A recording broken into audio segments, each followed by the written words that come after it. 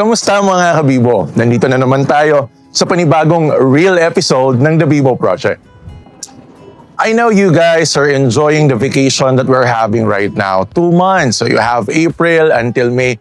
So kagaya ko, alam mo yung ang sarap ng pakiramdam ngayon na bumabangon ka ng late and then wala kang masyadong iniisip. After a whole year of lots of paperworks, lots of schoolworks, projects, assignments, and quizzes, right now we are here. Pero come to think of it, kung tutuusin, mabilis lang ito no? Kaya, it's also going to be helpful if ngayon pa lang, nag-iisip ka na, nag-strategize ka na, kung ano yung mga pinakamagandang technique or sabihin nating ways na makakapag-aral ka in a much better way, lalong-lalo na ngayong paparating na school year 2026-2027. Ngayon, pag-usapan natin, ano nga ba yung mga pwede nating techniques and strategies para sa mga estudyanteng kagaya mo. Technique number 1, time management.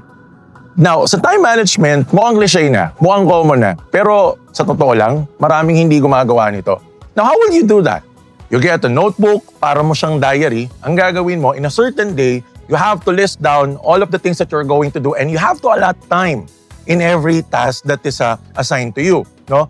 Through that, nakikita mo at namomonitor mo kung gaano kadaming oras ba ang ilalagay mo sa isang task.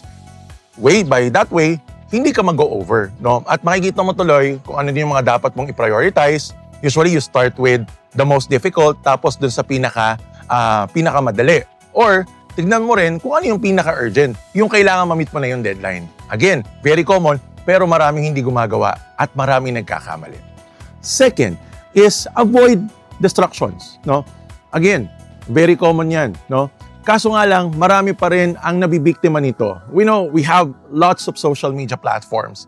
You have Facebook para sa mga nagtatrabaho at para sa inyong mga Gen Z and those coming from the earlier ages na bracket, andyan yung tinatawag nating IG, andyan yung ating mga tinatawag na Discord, no?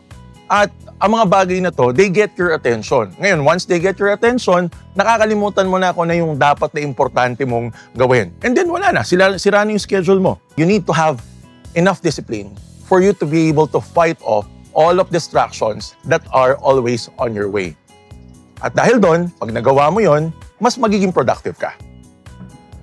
Third technique, use technology. Yes, pag sinabi natin technology, ang tinutukoy natin andyan yung YouTube. Andyan yung tinatawag nating Khan Academy. And most recently, in the past 2 years, students are using AI for them to have review materials. Kasi definitely, these things are going to be very helpful kasi they're always at your disposal, meaning palagi silang available. Lalong-lalo na pag halimbawa sabihin natin, meron kang access sa internet. Pero may mga pagkakataon, syempre, internet access is also paid. O pwedeng sumama ka doon sa iyong mga kasama who has access to these particular materials. And that brings us to the fourth technique or strategy for you to become a smart student, which is doing group study. Well, during our time, during the late 90s rather, and also the early 2000s, ginagamit na yung group study. Alright? Now, dyan papasok yung tinatawag nating 21st century skill of collaboration. You work with your classmates, with your group mates, and definitely, this is going to be a way in which you will be able to share the burden of studying and looking into the lessons, lalong-lalo na yung mga mahihirap. Kasi pag minsan, naiintindihan mo isang part ng lesson, yung iba naman, hindi. Maaaring yung kasama mo ang nakakaintindi nung lesson na yon. And because of that, things are going to be a lot easier. Pero tatandaan, may caveat doon. Pag sinabi nating group study, nandyan din yung tinatawag nating pwede kayong magkaroon ng distraction na kung saan pag-uusapan nyo yung mga bagay na hindi nagmamatter.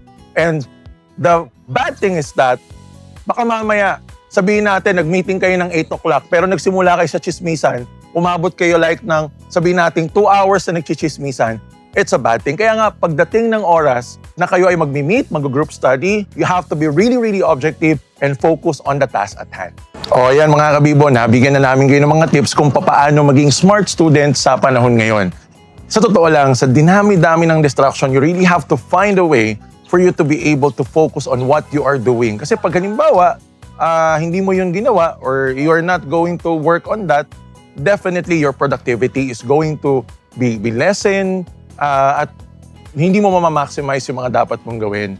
And at the end of the day, hawak mo ang lahat. Kung sinasabi nila, hawak mo ang beat, well, the beat is in your focus, all right? The beat is in your effort, and that is within your control. So, paano yun, mga kabibo? We'll see you on our next video. I hope ay natutunan kayo. Paalam!